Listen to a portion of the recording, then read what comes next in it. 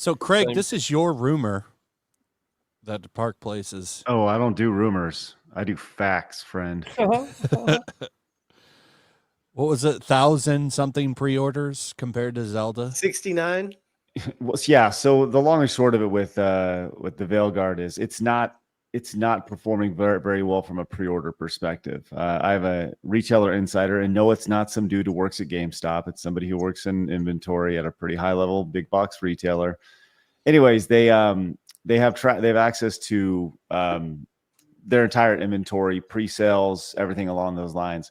So for reference, Dragon Age Veilguard, roughly about 1,000 pre-orders via their 900 stores. So I think it's about one pre-order per store for their entire 900 plus stores.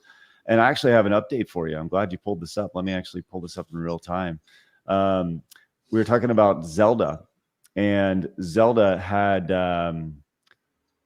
4,000, like just about 4,400 compared to the Echoes of Wisdom game in the last 2 weeks. Now, the 1,000 for Dragon Age was for its entirety. Zelda was for the last 2 weeks. So it 4x'd it over the course of a 2-week period. It's actually considerably higher. The all-in on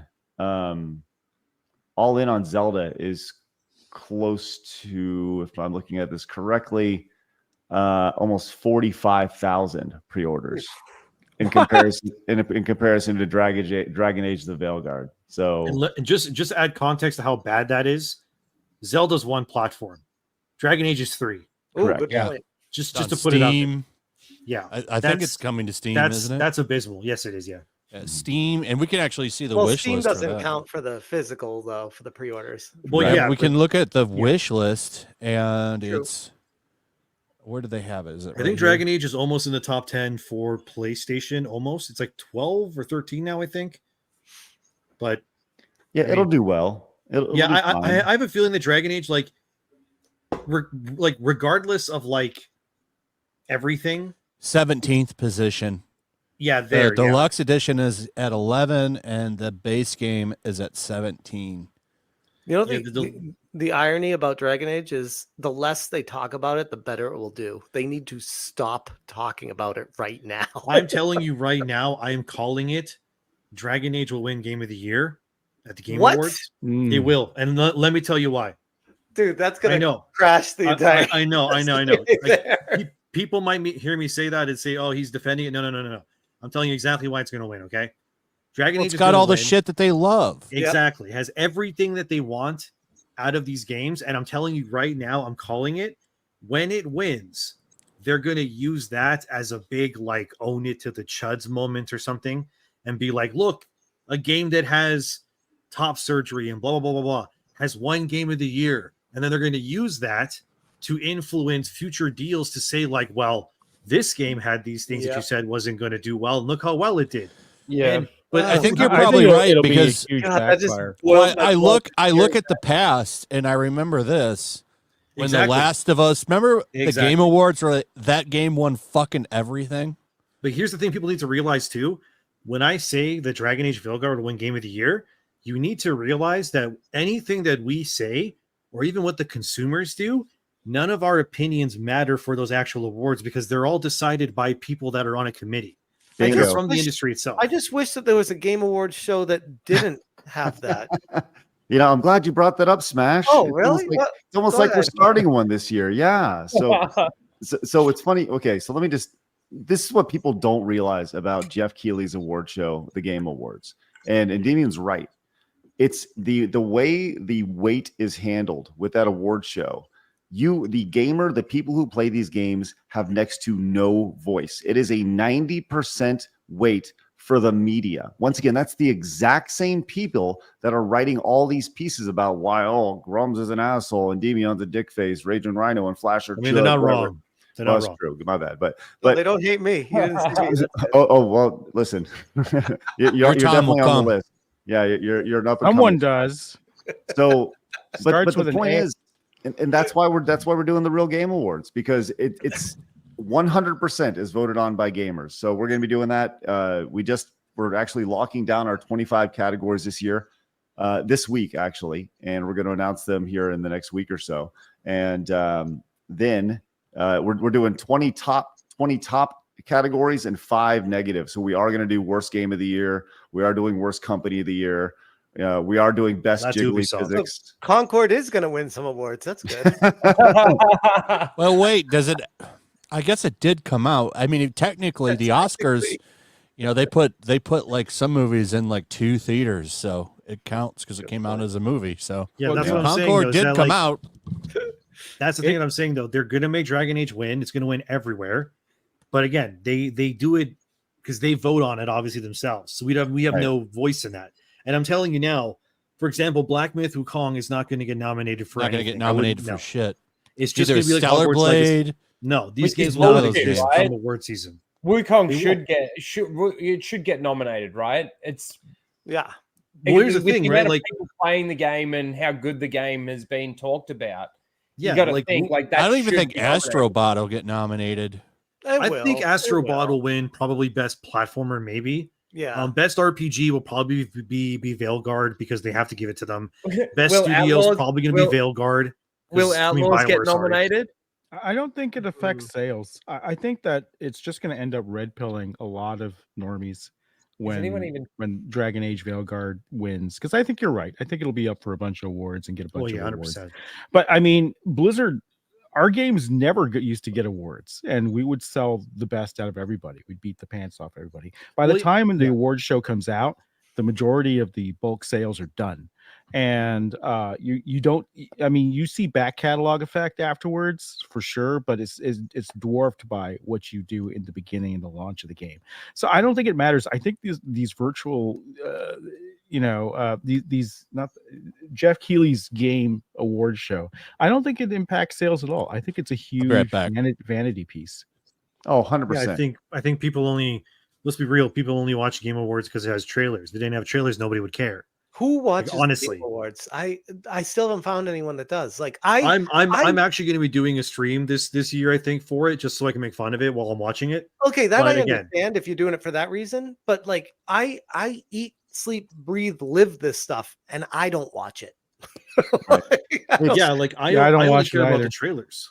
Smash is right. I don't care about what wins, whatever. It doesn't matter. But it's all advertisements. It's like, remember, every time you watch it, it's like 5-minute ad blocks that are millions of dollars, and then he'll squeeze in a promo trailer that's basically an ad, and then he'll go to another ad. It's like, what? Why would I even watch this? What is this crap? Yeah, I agree. That's all it is. It's a giant industry circle jerk. And guess what? Jeff Keighley's the one laughing all the way to the bank. Yeah. Right. No, more power to him. It's working for him. I'm telling you now, whichever character ends up being the most pandering and inclusive in Dragon Age Veilguard from the companions, they'll be nominated for like best performance of the year. It's going to be a repeat of last year. Remember how what's his face won from Baldur's Gate, who played Astarion, Neil something. I can't remember his name, but anyway. No, I forgot his name. The guy that plays the gay vampire dude in Baldur's Gate, the white-haired guy. Remember how he won the best performance over someone like Ben Starr, who played Clive in Final Fantasy 16? Like, it's just what's going to happen. Like, I can already guarantee you right now, some Dragon Age character is going to win best performance, and they'll win everything. They're going to sweep the awards, and it's because they all nominated for it, so it's biased, and that's just how it's going to be. I think the nominations are going to be extremely telling. And I mean, I'm not going to watch it, but I'm just going to see, there we go. It's going to prove exactly what you're saying. I'm more shocked that anybody gives a fuck about the Game Awards. That's what I said when you stepped away. I said the same thing. I'm like, who watches this? Yeah. Unfortunately, millions of people every year do watch it. Yeah. It's mostly just, they do. I only see like 100,000 people in the live chat when I just have like a year he keeps saying it's like those millions more at a time. He says it's I know, but like, you know what I mean. Like I said, if it didn't have game trailers in it, nobody would care. So there you go.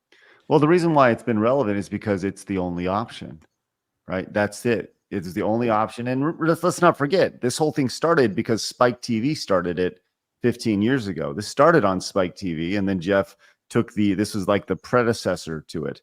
It started off as a commercial thing, an award show that Viacom was doing, just like the MTV Music Awards. They thought it would be very similar to that in the gaming space. Spike TV shut down. Jeff Keighley started the Game Awards, and that's where we're at right now. So, they use Spike TV as a test market for it. Mm-hmm. It's like, because all this shit is these people jerking each other off. It's just like the Oscars, and the Oscars it's dying. No one watches that shit. The only reason anybody tuned in that one year, and it saved it, was that Will Smith slap. Mm-hmm. Everyone tuned in. If you look at like where the viewership spikes, where they got their big viewership spike was when he fucking slapped Will Smith, or when Will Smith slapped Chris Rock. Yeah. If it hadn't been for that, the Oscars would have had a super record low year. I didn't even watch it. I watched it on Twitter, just the video recaps of it. I'm like, I'm not going to sit down. Yeah. I want to ask, because there's a lot of people in video game space like here right now. Ubisoft, obviously no one's really talking about Outlaws that much anymore. Not that from what I can see, it's not like it just failed sort of thing. But if Assassin's Creed Shadows fails, is that going to be like is that the end of Ubisoft? Yeah, they're cooked. They're absolutely cooked. 4 failures for them this year. Ubisoft's highest share was mid $20. Now I believe they're below $10. They are way below 10. They're like at $8 or $9 right they're, now. They're pretty much like if Shadows is cooked, they're going to have to go bankruptcy and sell everything. Yeah, there's 2 tentpole games. They had, there's more than that. At the beginning of the year, we said, look, they have Outlaws and they have Assassin's Creed Shadows, and both of those have to succeed. If they underperform, I mean, look, there's other people who want control of that company, right? Away from the Guillemots or whatever. And they're going to use this as leverage to eject them from the company. So, none of you guys are looking at the whole picture here, because it's not just Assassin's Creed and Star Wars. They also lost money on X Defiant. That game is a shit show now, and it doesn't even look like that bad of a game. Just no one's playing it. Yeah. And they also had Skull and Bones. Mm-hmm. That game was a massive failure. You can get that. That game was on sale for like $10 2 weeks ago. Yep. It just came out this year. So that game, Outlaws, and now and Prince of Persia. Is that a massive game? No, but it was being sold for like $50-$60, and it only sold, I think, 300,000 copies. So it also underperformed as well. But anything they released, nothing's doing well. Yeah, they have other games, but the tentpole games pull in the lion's share of the revenue, and those are the 2 weakest ones you need to hit to pull the legs out from under Ubisoft, which is the absolute and what I've been advocating for change since the beginning. It's like you target those 2 games, Ubisoft has nothing, and change will happen. Now, whether you get the change that we want to see with better game practices, listening to what gamers actually want, or less pandering, that's up in the air. But as the louder we make this, and the more the investors will hear about it, and as the investors hear about it, then you will get serious questions, and you will get the type of change we want. But it has to rise to the investor level, which is why you see Ubisoft out there talking to the New York Times, right, getting puff pieces, experts from. Oh, that was funny. And then we found out because that's going to segue into the next story after we're done with this, because you had that guy pretty much admitting that you're blacklisted if you work for CBA now. Nobody wants to hire you. You can tell they're panicking because they're talking to the investors. They're not talking to gamers. They're trying to paper this over with the investors as fast as they can. It's like the Disney, proxy fight all over again.